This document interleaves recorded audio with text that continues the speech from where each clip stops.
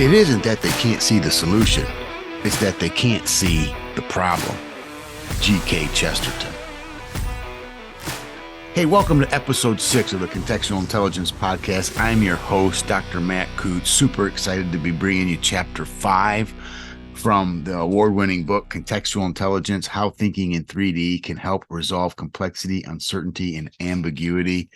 Chapter 5 is on embracing complexity, and this is one of my favorite chapters, or at least the one that I hold maybe most dear to my heart. It's in this chapter that we talk about the difference between complexity and complication. It's also in this chapter where we uncover the necessity of how important it is to embrace complexity as a way of thinking and evaluate complexity not as something to be avoided, but something that should be fully embraced. And I know that that sounds strange to say, especially with how much we've been taught on leadership and what leaders do. They keep people safe. They absorb complexity for their team, which I do believe is true. I think one of the critical things that a leader needs to do is absorb that complexity. And I particularly am fond of the phrase absorb it as opposed to deflect it, move away from it,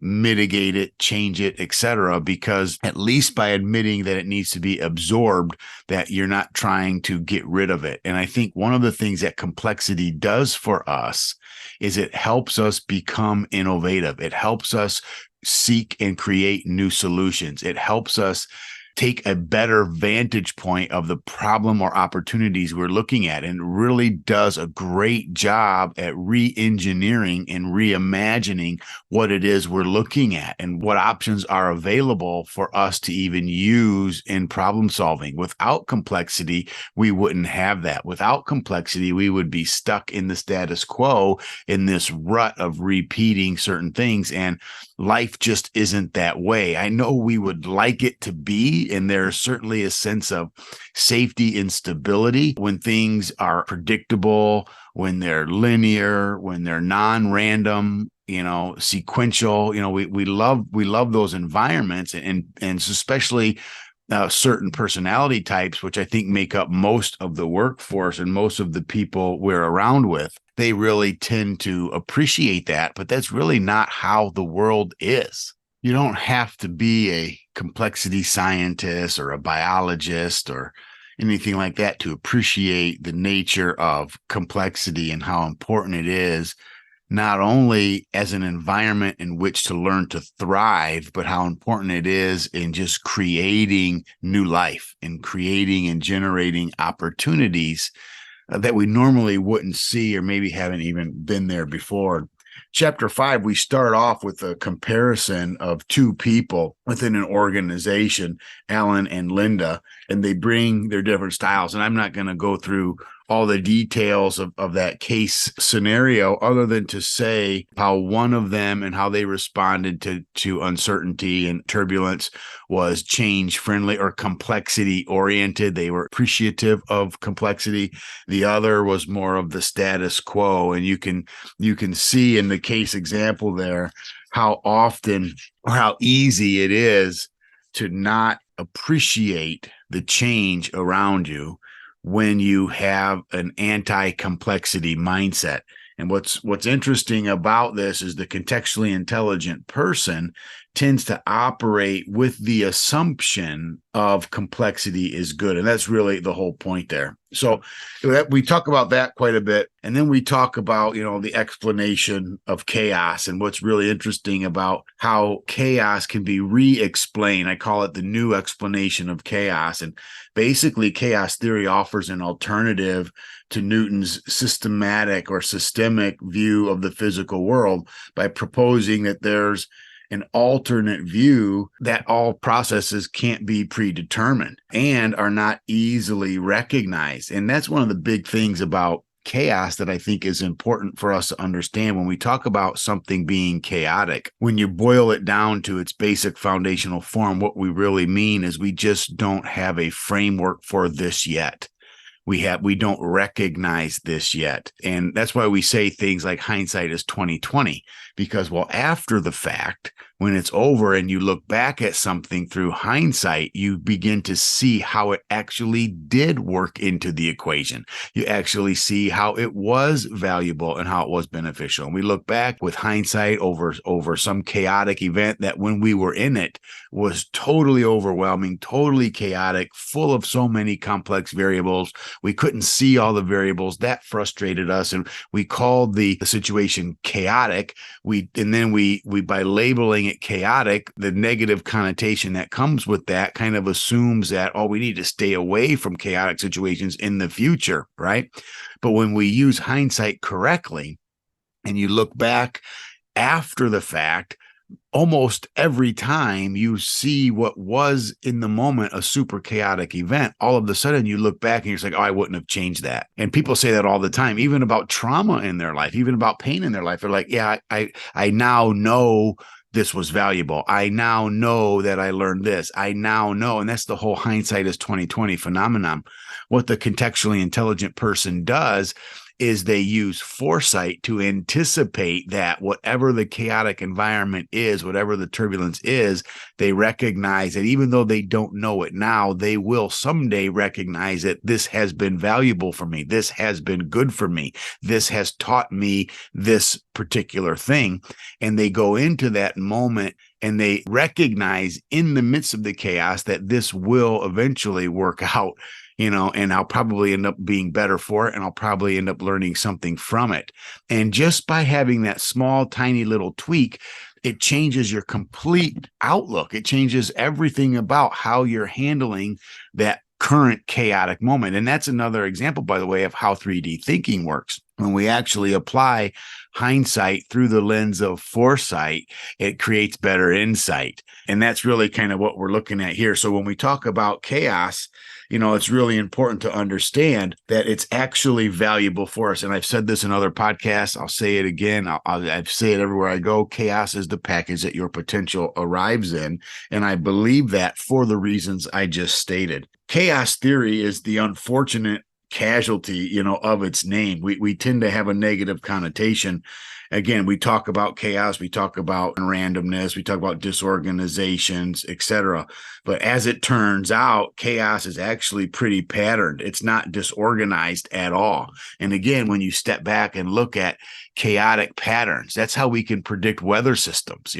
The quintessential chaotic example is a weather system, right? But we now know, because of watching enough weather systems, we create a data bank large enough where we can actually begin to see patterns in what appears to be totally random, totally chaotic, totally disorganized. And you look back and the same example happens over and over and over again. Traffic patterns, same kind of things. You can actually, after you get enough reps in, you can actually see a pattern. And the lesson there is that what we think is chaotic actually isn't chaotic if we will let ourselves be in the moment, if we will let ourselves observe what's actually happening in the moment instead of trying to avoid it or find a distraction from it. And because we always are trying to avoid it and find distractions in what we perceive to be chaotic, we tend to not notice the patterns that are in it.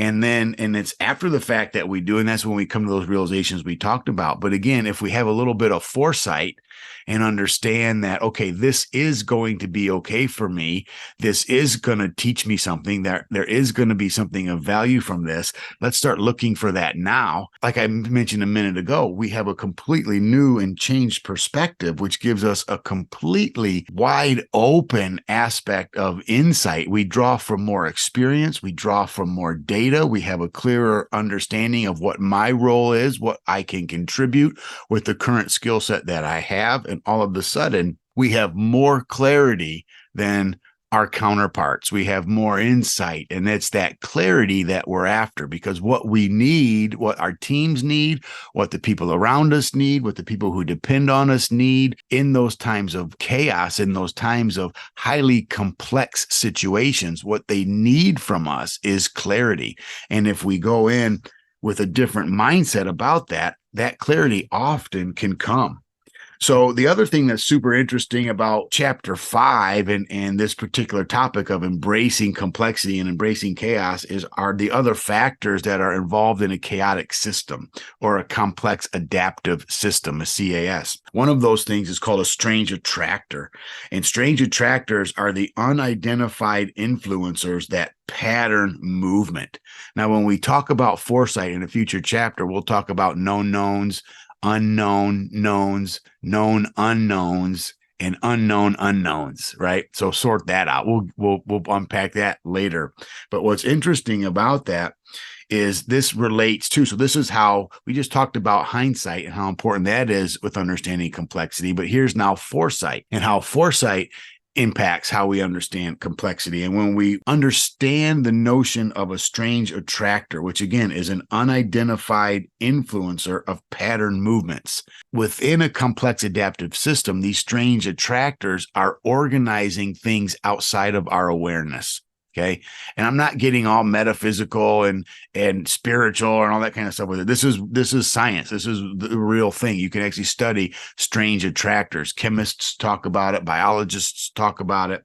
And strange attractors actually is something that we don't recognize yet. Okay. So it's there. It's physical. It's tangible. There's something organizing these things. It's just whatever it is organizing it's not been in our awareness before. They're outliers. There are outliers impacting and influencing particular outcomes. And this is another reason why we shouldn't ignore outliers in a VUCA world. In a controlled environment when things are stable and predictable and patterned, like a laboratory, for example, then we can ignore outliers and we can make assessments by eliminating the outliers and go by the average or the mean, so to speak, central tendency. When the environment is not a controlled laboratory setting, in what world and what job ever is, very few of them are.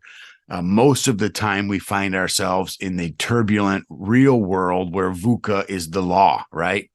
And when that is the case, ignoring outliers is dangerous. When that is the case, eliminating outliers is lying to yourself. And what we need to begin to understand is in this type of environment, and one way to truly appreciate complexity is stop trying to eliminate the outliers. Stop ignoring the outliers. And by doing that, we might be able to pick up and see what one of these strange attractors are, the things that are actually organizing this what seems to be chaotic. And so that's a key fundamental. So we need to be aware of and open to the concept and ideas of strange attractors. There is something there, and it might be something physical or it might be something non-physical. So an attitude, for example. So it could be a certain behavior that you're doing or someone is doing that's causing the ordered attractions, so to speak. It could be an attitude. It could be a belief. It could be a value system. It could be a heuristic. So all of these things are really, really important. And again, when we stop eliminating outliers, we start paying attention to more of these types of variables that could have a significant influence. The other big part about understanding complexity and the value of complexity is understanding the notion of phase transition.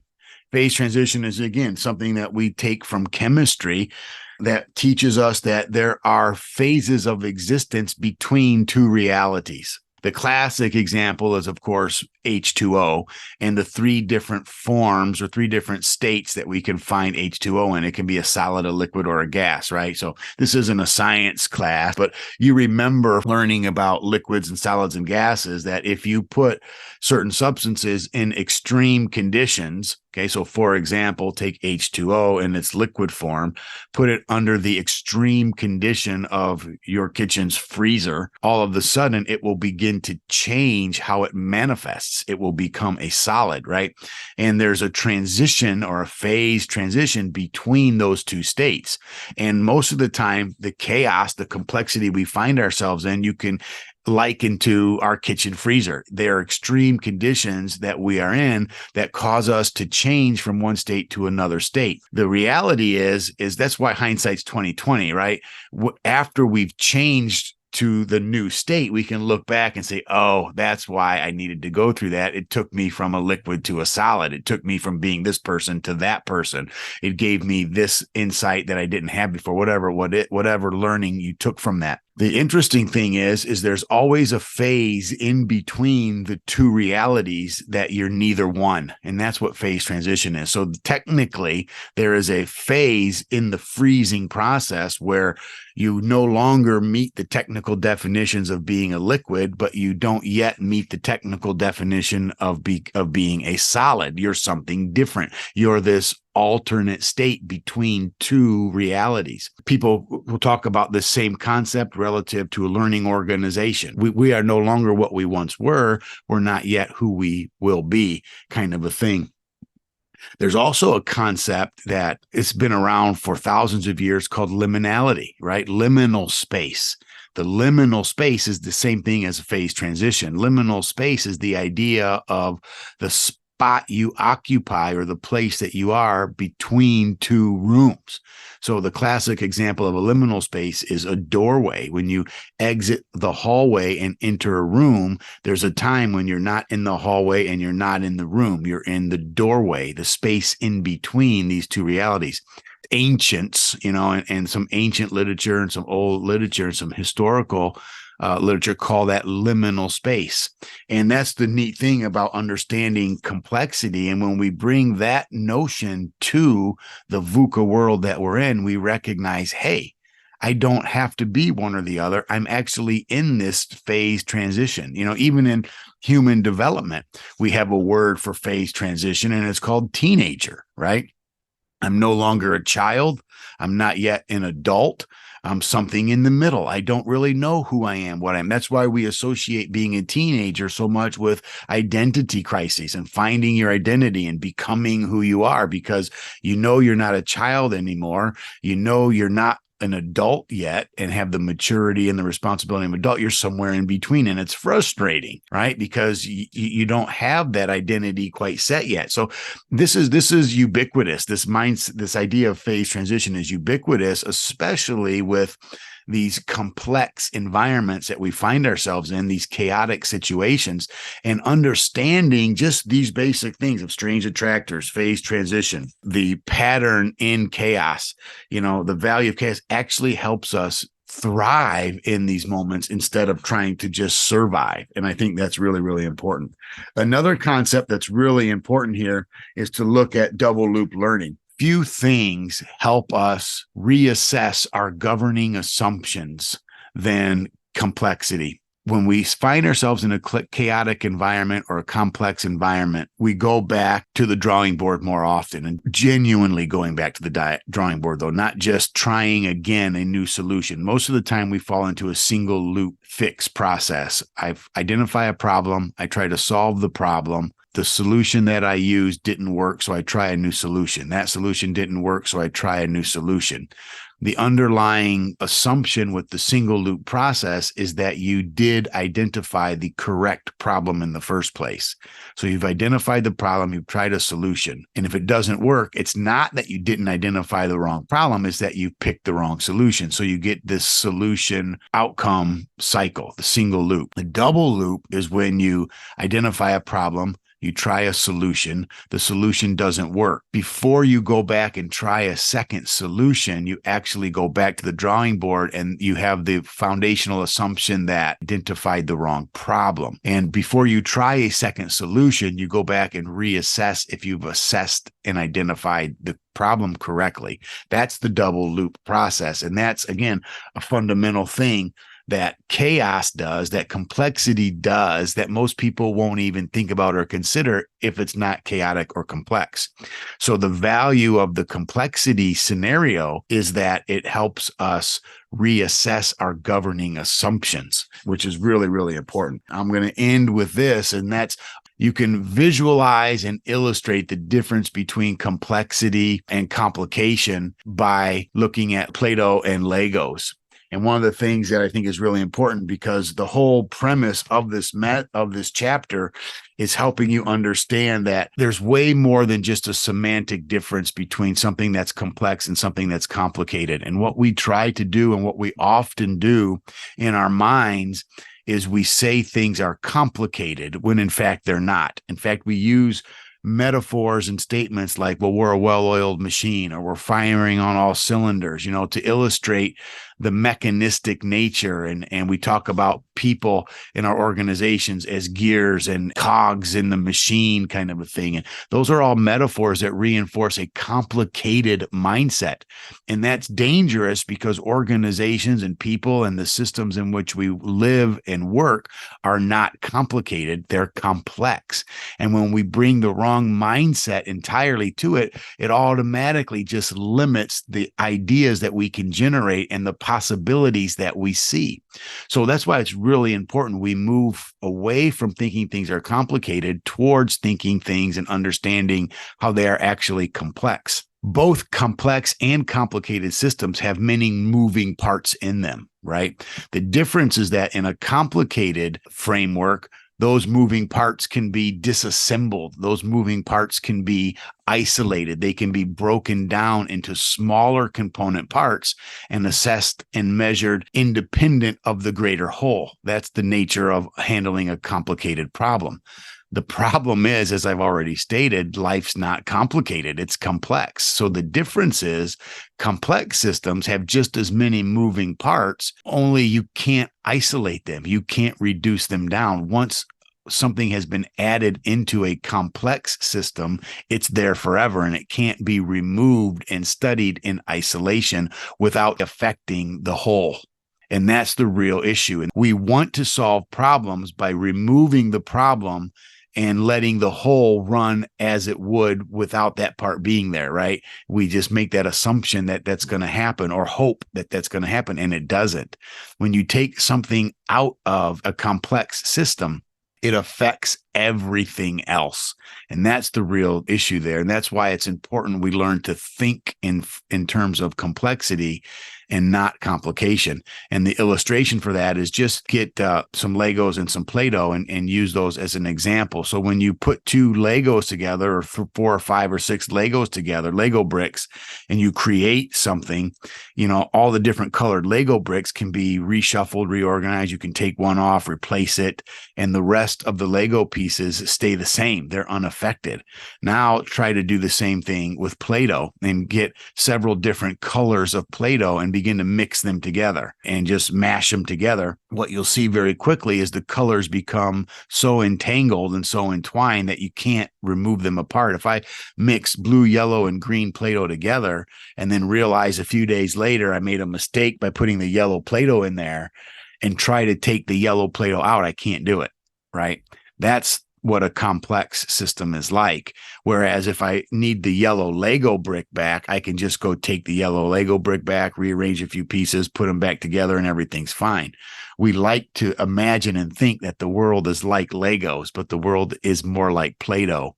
And that's the real rub. And that's what I think is important for us to understand. Once we begin to recognize that the systems I'm working in, the people I'm around, the organizations I work with are actually Play-Doh and not Lego, it forces me to begin to think differently. And then my problem solving evolves. My problem solving improves. I become better at leadership. I become better at handling chaos. I become better at handling change and complexity. And all of a sudden, I learn to benefit from these environments instead of being scared of them or trying to move away from them. So that's really chapter 5 in a nutshell, and I'm excited about it. There's some neat stuff in there. I hope you enjoyed this episode. If you'd like to learn more about that and actually go through some of these things and examples of double loop learning, examples of strange attractors, etc., I encourage you to get the book. Again, the title of the book is Contextual Intelligence: How Thinking in 3D Can Help Resolve Complexity, Uncertainty, and Ambiguity. One of the things I love to do is take this show on the road. So if you have any training that you need for your workplace or your organization, I do a lot of corporate training. I do a lot of workshops and seminars for companies, and I'd love to help you with yours. So have a great day, and I look forward to hearing from you.